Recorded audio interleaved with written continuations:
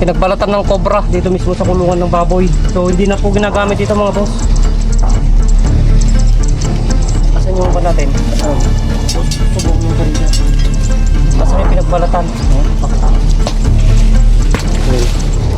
Natin kan mo bigla hindi na siya.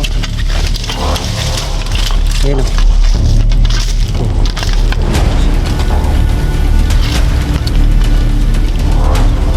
Pakalaki.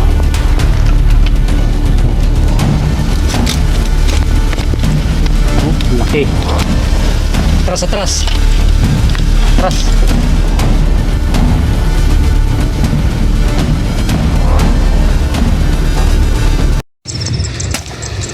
So yun mga boss, nandito tayo sa sa Barangay Santa Lucia, dito sa bayan ng Gimba. So itong kulungan ng baboy, tinawag nila sa ating kahapon.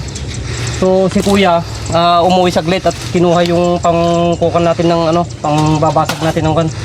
Dahil nakakita sila ng mga pinagbalatan ng cobra dito mismo sa kulungan ng baboy. So hindi na po ginagamit ito mga boss. Asan yung kan natin? Asan? Subukan mo pa rin dyan. Asan yung pinagbalatan? Ayan, ang pakalaki. Ayan.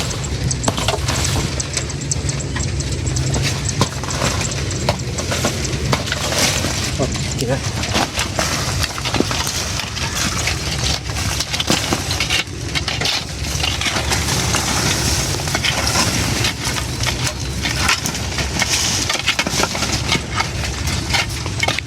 Ang ganda yung pinagbalatan, no?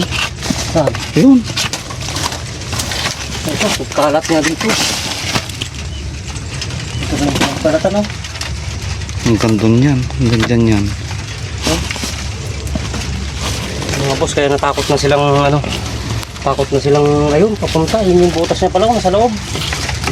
Tanggalin mo puntong mga to. Ibaling gawin na lang ulit kaysa yan. Oops, ano na.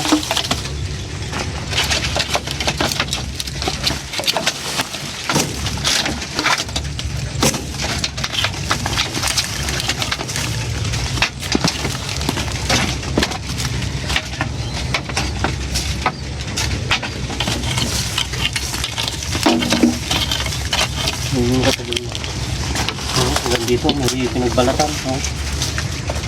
Napakalaki. Kaya takot na silang tira nitong kanila.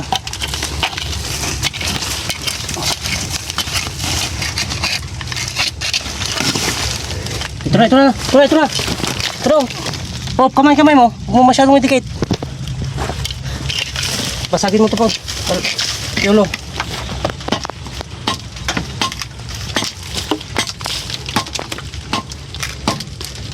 Ayan, papakita natin kay Kuya mamaya. So hindi na natin mahintay yung mga boss, yung pambasag natin. Mong bigla hindi na siya. Ayan o. Dito na siya. Napakalaki.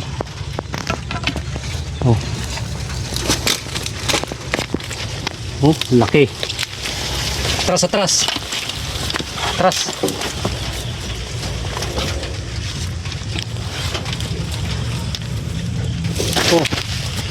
Laki mga boss.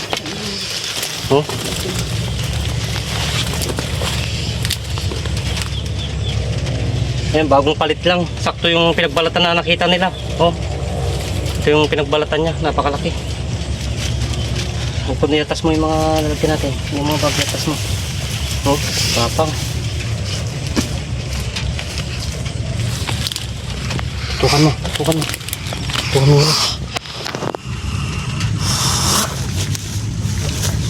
Oops.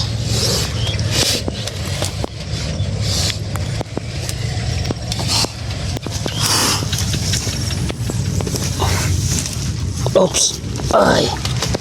So yan mga boss, napakalaki pala itong nilaw. Kaya hindi na nila nilagyan to mga boss dahil natakot nga sila dahil marami sila nakikita mga pinagbalatan. So ayan napakalaki. Yung asaro natin. Titignan pa natin baka may kasama.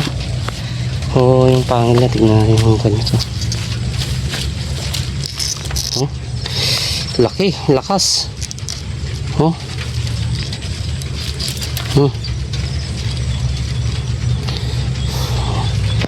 So ayun, ayun yung maglabas. So yun yung pangil niya oh. Oh. Oh, kita pa. Kulay itim na yung ano niya, mata niya. Ibig sabihin nakapagpalit na talaga siya. So ayun. Titignan pa natin tong paikot ng ano nila, kubo nila habang hinihintay natin si Kuya. Okay, lalagyan natin. Lakas ng katawan dahil ano, bagong palit lang siya. So, Piolo, lagyan natin.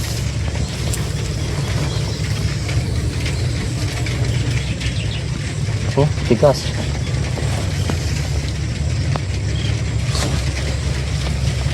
Ayun, naiwan pa yung mga pinagbaltan niya. So, titignan pa natin paikot para ma-check na natin mabuti. So, ano lang to mga boss, malapit lang sa barangay namin. Dito lang sa barangay ng Santa Lucia. So, habang hinihintay namin si Kuya, check na namin paikot. Papakita natin mamaya pagdating niya rito. Okay? Okay. So yun mga boss, dito na yung ano, yung may-ari ng ano, yung dating kuwan ng baboy na to, si Kuya. Kuya, anong pangalan niyo po? Joel, taga Puluap. Ayan, si Boss Joel. Kaya kabarangay lang natin pala, hindi kapit barangay, kabarangay mismo. So pinatawag na tayo mga boss dahil ano, so wala siya kanina, so nakuha na natin yung isa. So may mga pinagbalatan pa. Eh sabi ni boss, babagbagin na daw natin lahat yung flooring para 100% na ma-clear natin kung may kasama pa. Siyempre dyan lang yung kubo nila, nakadikit mismo dito sa ano, sa mga kulungan. So ayun, tinitignan ng mga kasama natin yung ano, yung iba pang flooring para ma-sure natin na wala nang kasama. May pinagbalatan pa sa loob?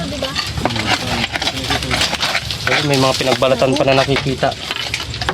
Kaya ako nagkapulo sa ipa, kaya ako na. Hindi, yung dyan o, yan yung inaapakan mo po. Yung, Aga, Jay, Piolo, yung inaapakan mo, yan ang basagin mo.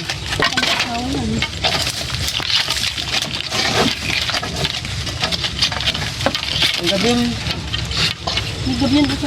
Ah, ni? Kasi sa roll. Ganyan yung inaapakan mo.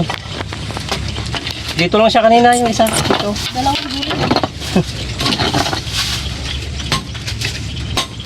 So, matagal na palang walang laman to mga boss. Dating kulungan nila ng baboy. Siyempre may flooring. Talagang pagbabahay na talaga ng ahas, lalo hindi na nagagamit. bakit pinagpaputing ako ha? Hindi lahat, 30 kilos. Okay. Sawa po, sawa. Kaya, Tayo, talap ako ta. sawa. Tangal na Jay, may isang damalaga nga mga Subo-subo niya.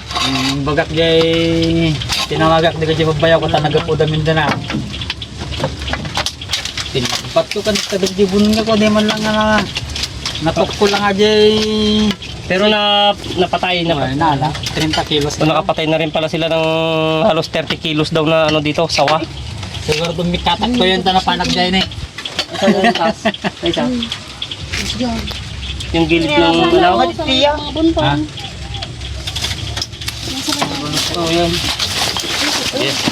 Patuloy. So yun mga boss, naikot na natin yung ano, yung paikot ng fish pan, saka yung mga tabi ng mga kulungan ng kambing ni Kuya ano, Joel. Kuya Joel dito sa ano, sa Barangay Maturanok, kabarangay po natin. So pinagbigyan natin yung hiling niya para ma-check yung ano, at marami na ring baboy daw pala dating namamatay Kuya, yung alaga niya dito. So ngayon mga kambing na lang yung natira. So ayun, nakakita kasi ng pinagbalatan kaya siyempre pinuntan natin. So magpapaalam na tayo at na-check naman natin lahat. At ayan na po yung ano, yung ulan. So konti lang naman yung ano, yung area na chinek natin, yung mga sightings lang na pwedeng tira ng mga ahas. So Kuya, thank you. Salamat sa. So ayun, hanggang nabawas. patay ng ano, alaga ngayon. Kaya pag napakan mo yan, malaking ano yan eh, mapapasok ka dyan. So ayun, isa pang problema dito mga boss. Napakalayo na nito sa sa Kabayanan. So pag nadisgrasya ka dito, pag uwi mo pa lang, so may isang oras na, baka hindi naabot sa ano, sa ospital. So kaya ano, nakakatakot din talaga tumira sa ano, sa bukid. Sige Kuya, thank you. Salamat mo Ayun. Okay, hanggang sa muli. At yan, sa patuloy na sumusuporta. Yan, siyempre sa mga supporters po natin dyan sa ibang bansa. Kay Manong Reban Channel, kay Ma'am Maria Garcia, kay Uncle Gini, yan, at kay Sir Noli Fernando. kay silent supporters, kay Ma'am Luz Garcia. Yan, shoutout po sa inyo lahat at salamat po sa patuloy na suporta.